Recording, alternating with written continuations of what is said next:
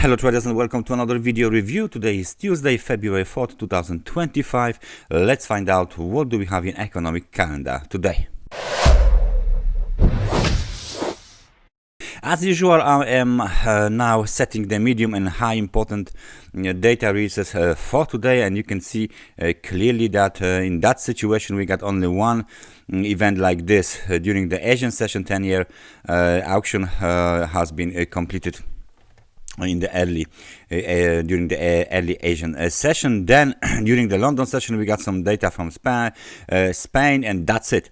During the US session we got global daily trade price index from New Zealand scheduled for release at 3 o'clock. 1 hour later we got factory orders, and the main event for today, job openings from the USA.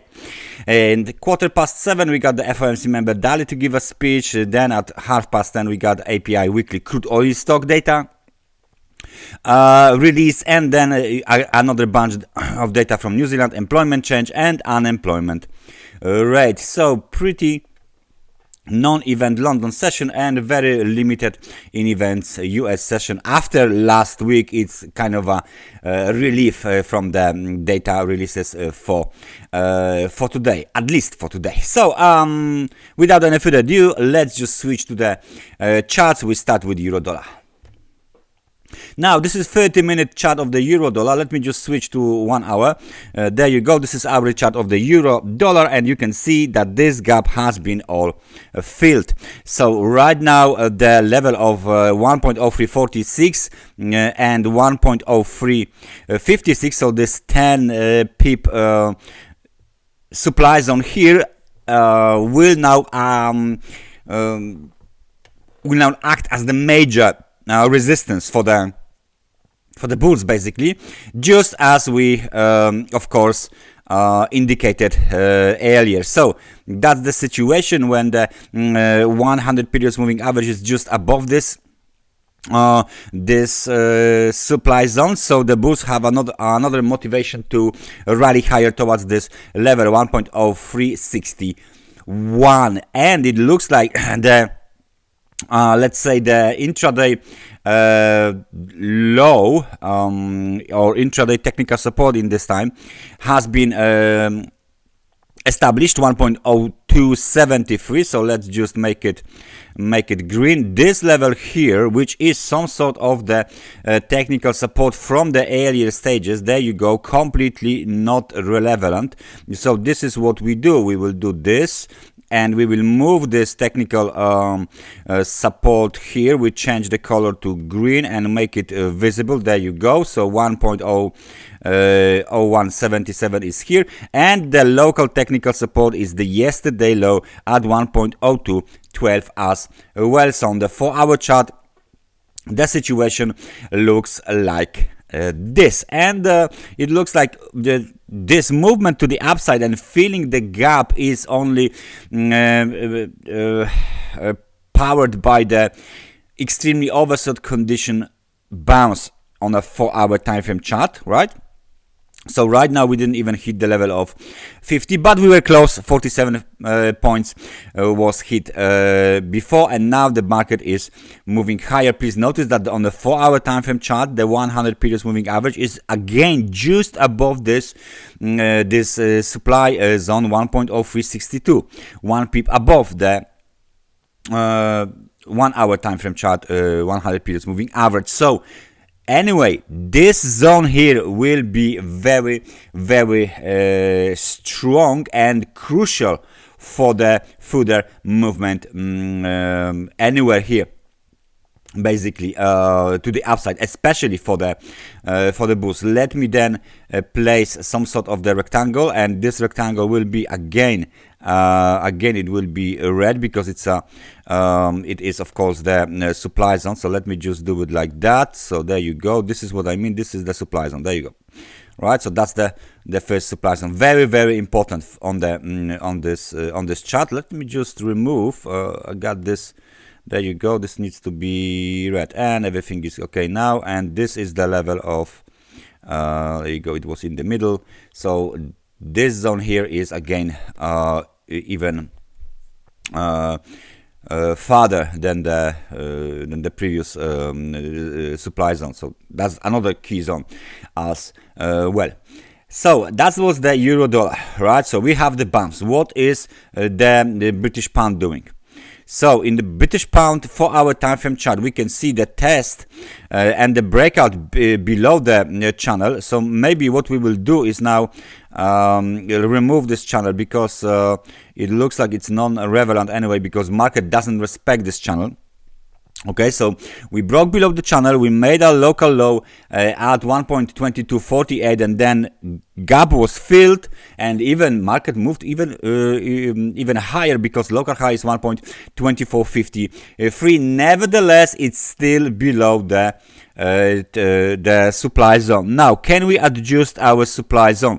It looks like this one was okay. That's not a problem here. We don't have to move it anywhere. That's supposed to be green. There you go. This one is important as well, but let me just switch it to the normal technical support. So everything looks fine, and now we are going to apply one more resistance at 1.2522. So that's the situation here, and it looks like the market wants to test this resistance sooner or later. Please notice that the black line is 38% of the Fibonacci retracement, still on the chart. So still on the chart, and the retracement ends here. I mean, the swing low ends here. So all of this might be a part of the retracement. We haven't hit it yet. We're still waiting. Bounce from the extremely oversold conditions. No divergence. We broke above the level of 50.56 was the higher level on the RSI, and now the market is trying to move higher again.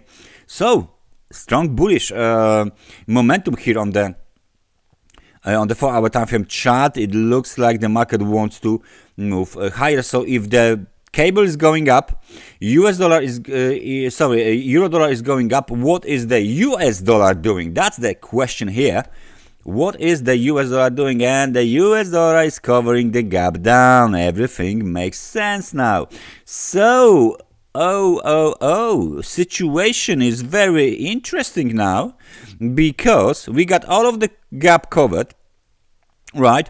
All of these markets, euro dollar, cable, and the US dollar index, were on the extremes in the momentum, extremely oversold, or like US dollar index, extremely overbought, and now they are coming off this level, covering the gap, and now it looks like the US dollar index wants to go lower, which is quite interesting, because in that situation we might have just a resumption to the previous trend. If this will happen, then it's even more bearish than it was before, because on the nice data that caused this movement to the upside, remember, tax and trade wars initiated by Trump, it turned out that it is not that good anymore. It's not that fun anymore, basically, and it might increase the inflation, and it might increase the probability of market of a interest rate hike than the interest rate cut, and maybe, just maybe, markets are trying to price that in. So very interesting situation here. We don't need this trend line. If we go back to the chart, we don't need this trend line anymore. What we will do this. Now we have this trend line here, and let's see if we will break below this trend line. Any breakout below this trend line is obviously bearish. Let me just apply another line here, because it looks like we got very nice technical support here, and of course the gap low, and I will make it a little bit more visible than usual. So that's the line that separates bullish from the bearish market. If we break below this line and then break below the trend line, then we are done. The bulls are done, I mean, because we are go back to this swing low, and that will be just treated as the corrective cycle during the fueled by the news during the main movement to the downside. So very interesting situation here. Crude oil data are coming today, and what is going on here is again very interesting. I'm laughing because it looks like the bulls were trying so hard to break above this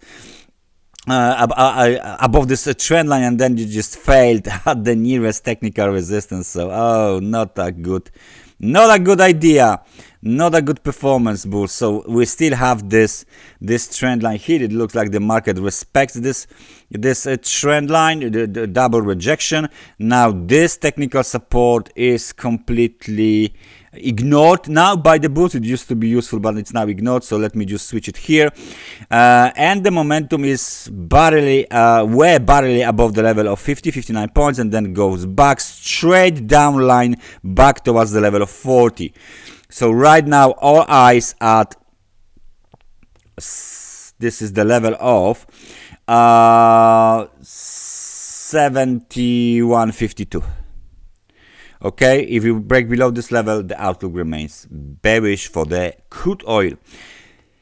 Last but not least, as usual, Bitcoin. The Bitcoin reversed all of the weekend sell-off, and yet again our zone, demand zone, played nicely again. I don't know which time this zone proved to be the very powerful demand zone.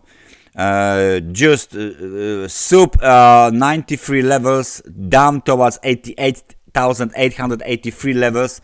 This is the roughly $5,000-6,000 zone that is highly occupied by bulls, and every time the price dips here, the market goes up straight on. We have the V-shaped reversal here, very strong sell-off, very strong rebound up towards the level of 102,444, just below the 100 periods moving average, and then we have the reversal. So right now momentum is at the level of 45. Right now we will see what this market eventually wants to do. So far we reversed all of the movement to the downside before. The market has been trying to slowly move towards the level of 107,000. Maybe this movement to the upside will be resumed. Please keep an eye for the Bitcoin, and especially keep an eye on the Bitcoin bulls. That's everything from me for today. Thank you very much for watching this analysis, and I hope I see you guys next time. Take care and bye bye.